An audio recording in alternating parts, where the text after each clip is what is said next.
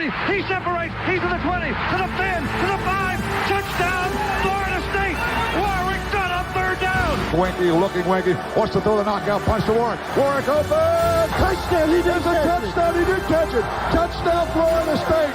Oh, Peter Warwick, how'd you do that? Kermit Whitfield to the left side. A hole to the 30. Kermit Whitfield to the 30. To the 20. 15, 10, 5. Touchdown, FSU.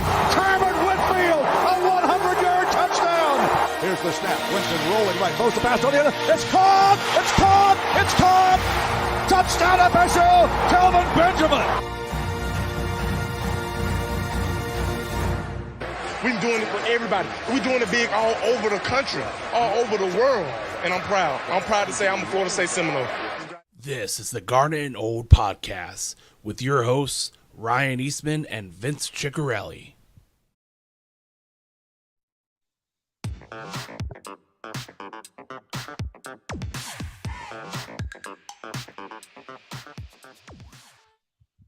You are listening to the Garnet and Old Show. No inside info, no contacts, no problem. Vince, how's it going today on this Tuesday evening? It's going very well, Ryan. It's a beautiful day. It's been a beautiful day the last couple of days ever since that storm blew through in Tally. Mm-hmm. But not only are people listening to us, but if you're watching us live, you're also seeing our amazing faces. Indeed. And beautiful weather today and beautiful weather for the most part in Doak on Saturday. And we're going to get into the whole spring recap here in a second. I think we should start off the show, though, Vince, with some relatively breaking news in the last 24 hours. Vince, what happened on the recruiting trail? We're going to start and kick it off with the news everybody wants to talk about, and that is that a former Florida State commitment, Landon Thomas, who's a five-star tight end out of Georgia, who was originally committed to the Florida State Seminoles a while ago, ended up flipping his commitment to Georgia, and as of yesterday, flipped back to Florida State. Five-star tight end. And he was at this showcase this past weekend. Mm-hmm. So there was some buzz about that possibly happening. There was some momentum toward that. Yeah. And I think, if you paying attention, listening and reading some stuff online, he actually told the coaches on Sunday and then announced it on Monday. So what a major win for the staff. Ryan, you and I have talked about it over the years. When this staff started, they came into a really bad situation. Mm-hmm. The culture was bad. COVID hit, and they could not make connections across the state, with the high school players. It's one of the reasons why they had to go hard on the portal. And now you're starting to see, because people started saying this staff they're just not good at recruiting the high school level. I say nay.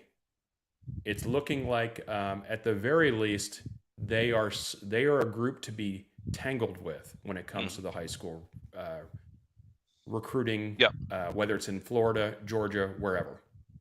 Yeah, and a lot of the reports that came out after he flipped his recruitment is that when he originally flipped off of Florida State to Georgia, his thinking was, he loves Florida State. He really wanted to be at Florida State, but he was worried with some of the results and some of the, there wasn't a lot of proof in the pudding at that point. It was really just kind of going on.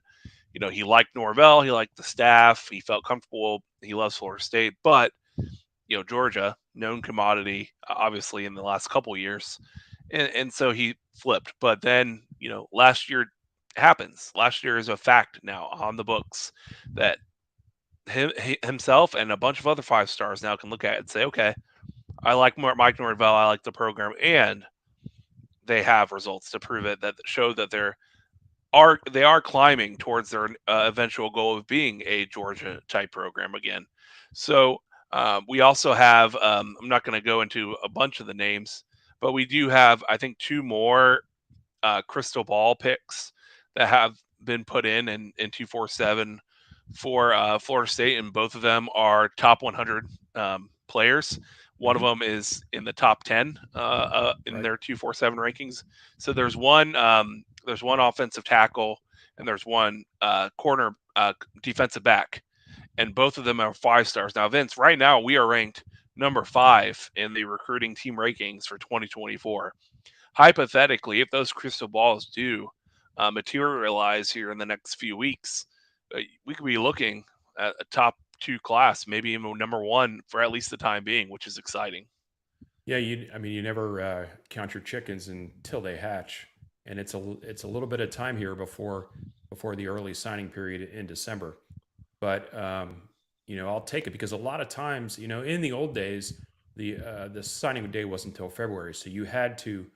There's a really long burn there, but right now this is sped up, Yeah. and a lot of the bigger recruits, as far as their rankings are concerned, try to get their decision made and their pen to paper in December. That's when the majority of the stuff happens, and if you can get someone locked in prior to that recruit kicking off their high school football season, it makes it more difficult for another team to swoop in and grab them because Right. they're busy. They're busy. Yep. So, but yeah, there's a lot of momentum on the trail, and you hit it spot on, Ryan. And we talked about this too. We just needed to have a winning season or some semblance of a winning season to start making these kids who love the staff and love the culture think that this is the place to go. You got debt, Ryan? Yeah. I got that. So listen, you got debt. What are you going to do? Just get rid of it? Yeah. No. No, It doesn't you work like can't. that. You can't do that. So you have to go through the pain, and we're seeing the fruits of that winning season now. It's like if someone said to you, "Hey, Ryan, I want you to come to this. Well, I want you to leave your job, and I want you to come work for me."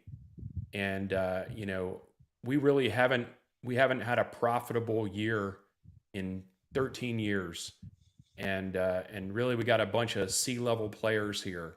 Yeah. And I want you to leave these other offers but come here and just take a chance on us. Would you do that, Ryan?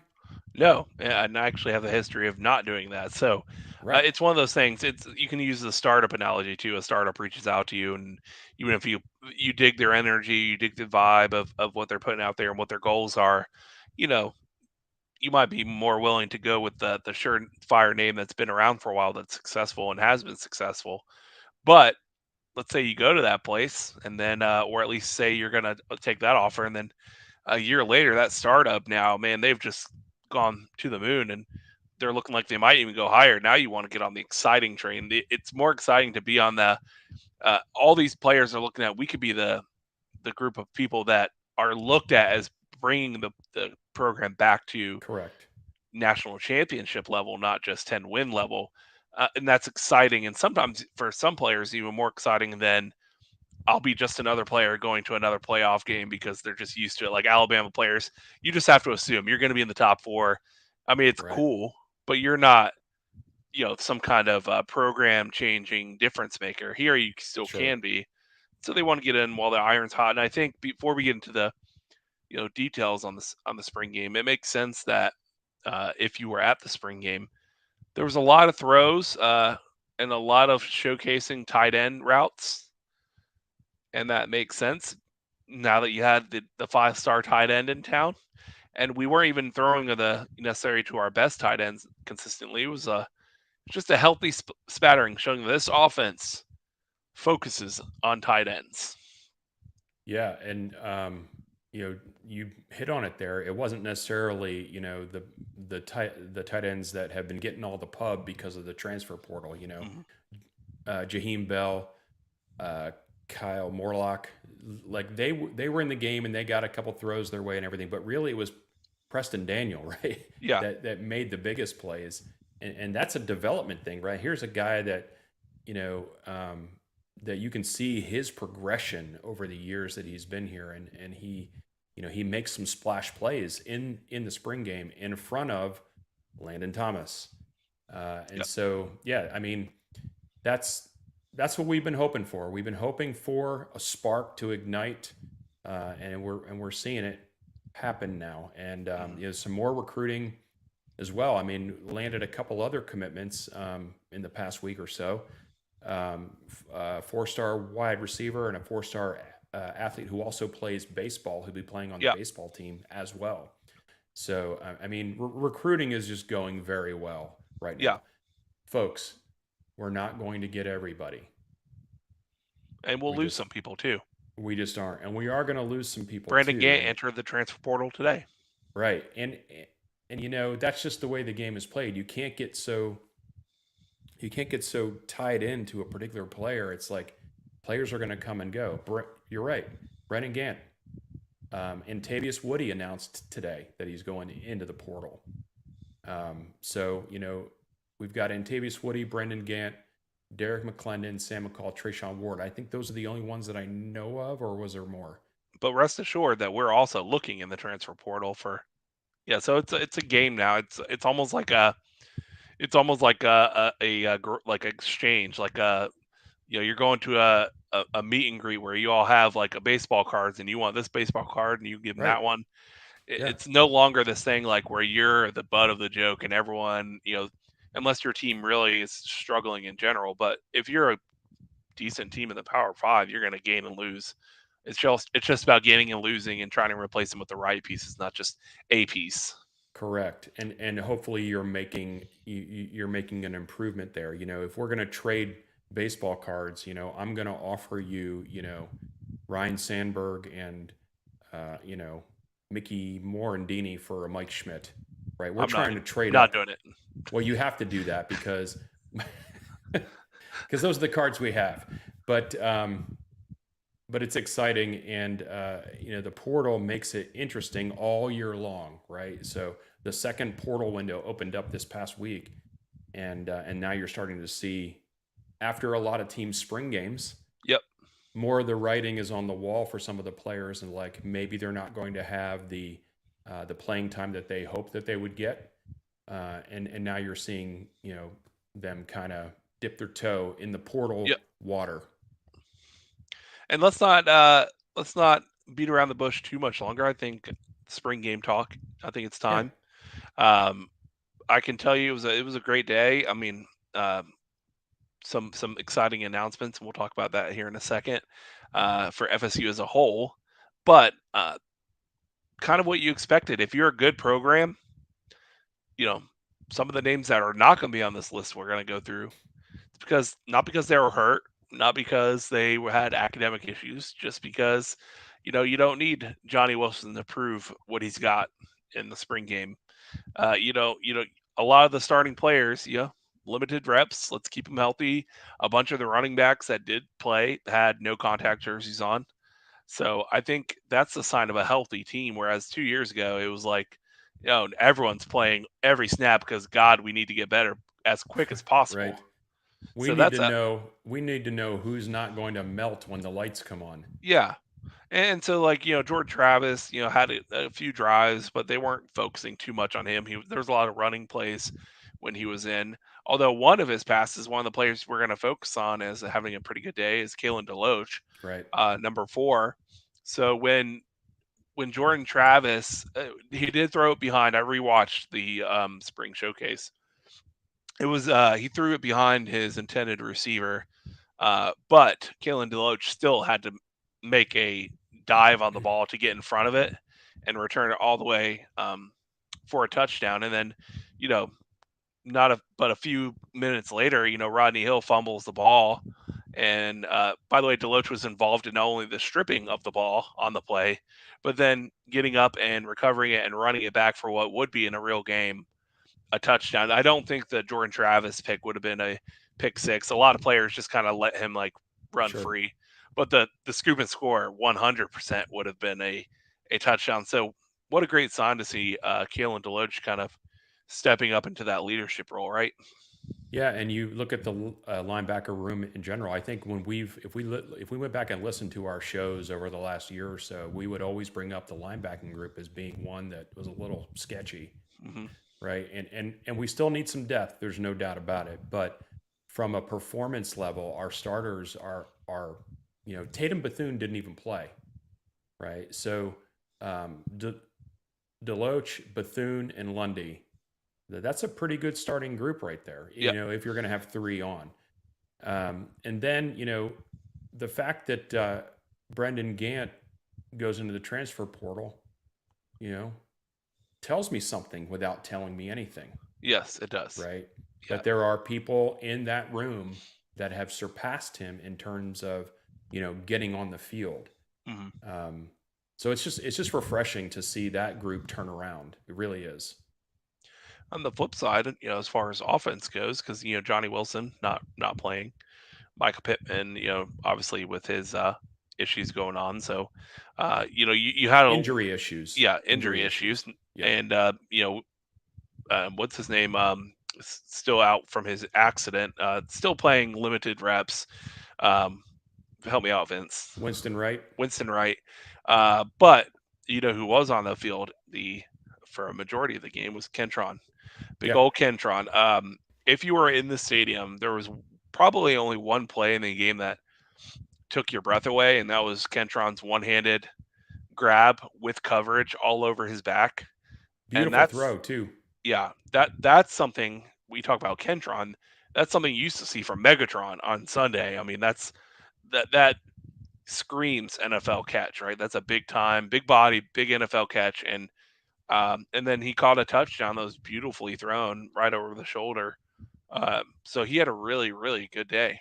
He really did, and the one hand catch was thrown by AJ Duffy, and is one of those points in the game. There were like 30,000 people there, I think, but it's one of those times in a game where everybody's watching and you hear a collective, oh, yeah, it was exciting. And then the touchdown throw was from Jordan Travis, I believe, which is you can't throw it better than that.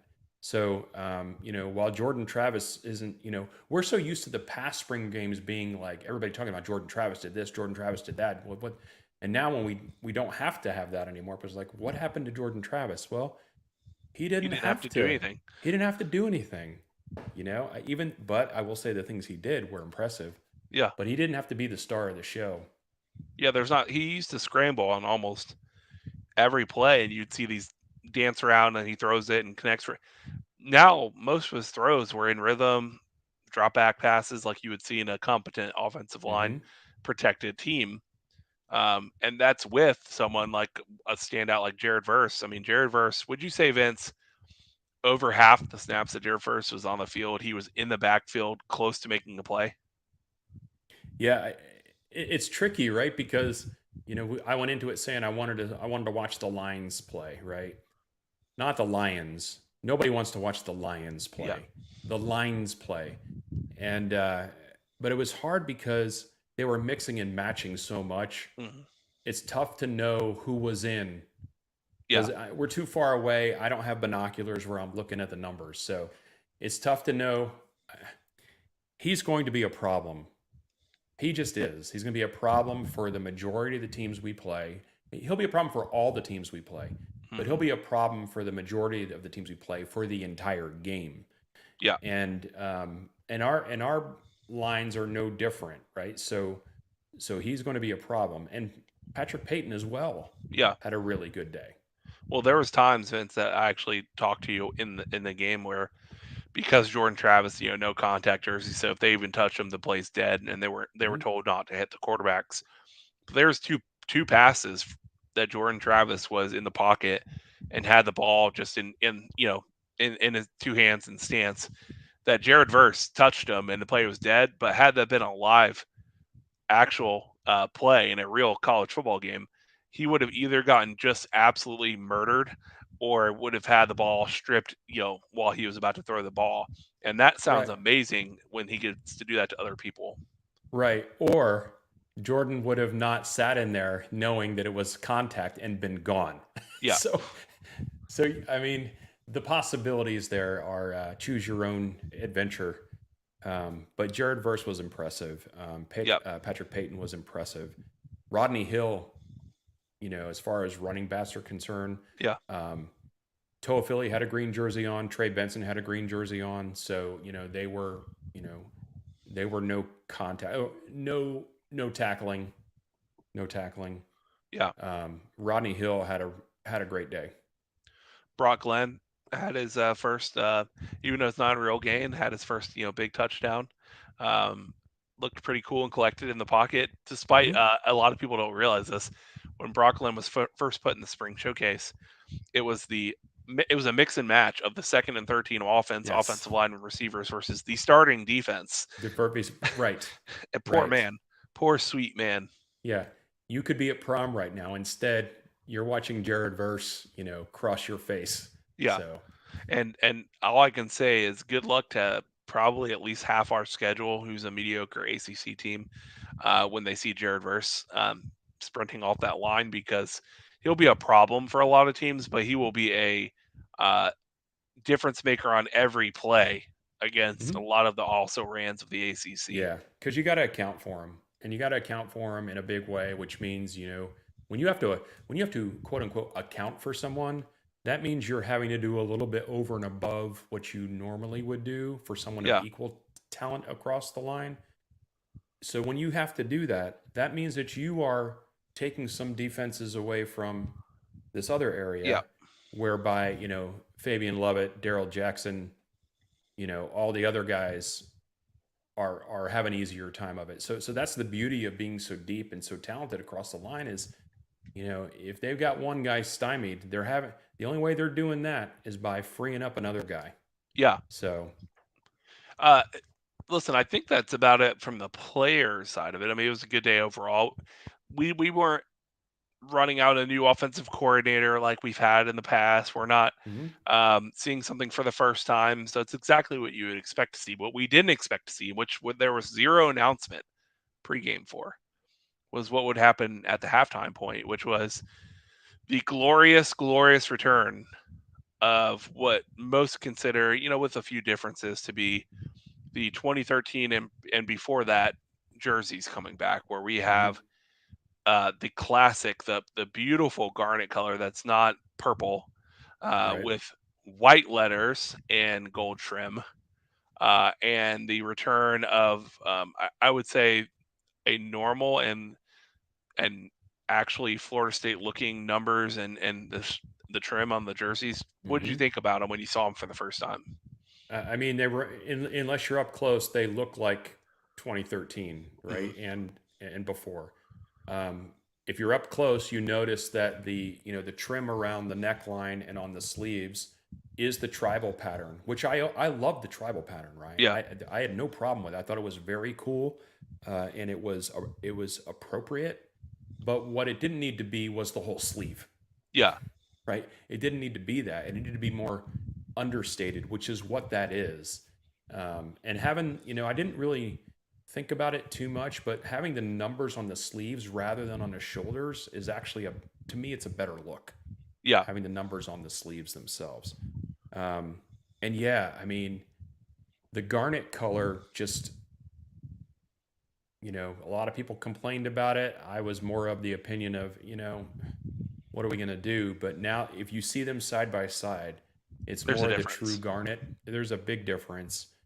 And I'm appreciative. I was not a big fan of them changing the logo, but I understood why, right? The old logo was very hard to reproduce because of the intricacies of it. And when you're putting your logo everywhere, you got to think of it in terms of clothing and merchandise and digital and print and all these other things. And the old logo was a pain for that. Yeah. So that's why so many shirts and stuff had patches instead of prints back in the day. That's right. So I kind of got used to the new logo. And matter of fact, I'm to the point where I like it enough. Yeah. It's fine. But the thing that I really didn't care for was the whole uniform itself switch. Yeah. And now we don't have to worry about it anymore. So if you haven't seen it, the pictures are all online. I should have pulled one up here for the show, but I didn't do it. I need to elevate, Ryan. I need to be Yeah. a little bit. I need Well, to take it to another level. the good news is, Vince, is that when we played at LSU last year, even though it was a mutual site, we were technically the away team. So the first chance you'll get to see the Garnet uniforms will be in Orlando this year when we play LSU, because we will be considered the home team, even though it's in Orlando. So, um, looking forward to seeing what we hope to be a premonition maybe of things to come, going back to a 2013 jersey for a team that has similar aspirations as the 2013 team. So it's exciting. I'm going to be happy to see that in an 8 p.m. kick, under the lights, because what people don't understand, like I showed a couple people the pictures, and the other jersey that we've been using for the past couple years, it was a little bit darker of a, like, deeper of a red, which at its face, brand new when it's under the lights, might not look bad. But when you add in the dampness and the sweat factor of players actually getting dirty and sweaty in it, it would take it another shade darker, and that's when you kind of get the, what are we, South Carolina, like Right. Virginia Tech, like we looked It's purple. purpley almost. Yeah. So having it red, I can promise you that when those players are sweating or it's raining or anything like that, they will still look like Florida State colors, which is what I'm hoping for. And I do really, really like that they didn't go overkill on any kind of patches like ACC. Like, I think that was intentional, by the way. Yeah. Could be. Conspiracy theory. They didn't put the ACC patch on the uniform. Who knows? The visors, though, how do you like the visors? Well, look at that. Are they allowed to wear those though? Yeah, they are. Okay. So yeah, so we pulled the image of the uniforms up on the screen here for those of you that are watching or going to watch it later. That's just it's like, do uniforms matter? They matter to me. I love the way our team looks. It's an iconic look. It is one of the top uniform combinations in all of college football. I would put it in the top 5, if not the top 3. And the helmet, I mean, it is part and parcel to our cachet and Yeah. our life as a blue blood program. When people see that uniform, it is college football, right? So it is important. It's super important. And now it may be more important to some people than it should be, but it is important. I love it. I love it. I was super surprised. Like you said, we didn't get in really, I didn't know. We have no inside information, Ryan. I didn't know that was going to happen. Well, it didn't leak anywhere. I mean, we would have seen it on the message board. So not a lot of people knew, which is cool that they were able to keep that secret. But other than that, I mean, really good weekend. Saw a lot of talented players. Definitely got the uniform reveals. That was fun. And then we were followed up by a 5-star recruit committed. So overall, getting to the end of the podcast here tonight, it was a good week to be a Florida State fan. Yeah, you want to hit on some of our after activities? I think we saved that one for the next podcast. I want to actually have a whole breakdown of that night and some of the characters that we interacted with that night. It'll be good to save that content for a down week. Yeah, maybe it's good we save the after show. Let's just say that what occurred after the showcase, we would not consider a showcase in any form or fashion. Correct. So, and as entertaining. It was as entertaining, though. It was entertaining, and we will have some good stories to tell about that. The only other thing I wanted to bring up, Ryan, is today that they posted the graphic of the teams with the best chance to win the ACC. And Florida State came in second, which is not necessarily, I don't have any problem with that necessarily. Good luck with that, Clemson. But the disparity between Clemson and Florida State was significant. It was like 43% to 17%. The media takes a while to catch up, you know that. There's no doubt. So that that kind of caught my eye today. Like I said, I don't mind. Clemson's been on the throne for a while. So, but I think that discrepancy might be a little bit much. Yeah. And, again, with Miami in the top 5, they were the fifth team Every in year. the list Yeah. with the chance to win the ACC. Good luck with that. That's for sure. Bless their heart. That is for sure. But hey, listen, everyone, follow us on Twitter and Facebook. Just search Garnet and Old on either of those services. Email us at garnetandold@gmail.com. On YouTube, Garnet and Old, and tell your friends. Share the love. I think once we get closer to football season, we'll probably have a lot of people asking about what's to come with the upcoming season as far as Garnet and Old goes. We'll share more details as that gets a little bit closer. But other than that, you're listening to the one Florida State show with no inside info, no contacts, no problem. And that is the Garnet and Old Show. We promote it because it doesn't matter if you have that or not. The love is the love, and that's what this show's about. We're gonna bring the information to you as we have it and as we understand it. And Ryan hit it right on the head. Go Noles. Go Noles.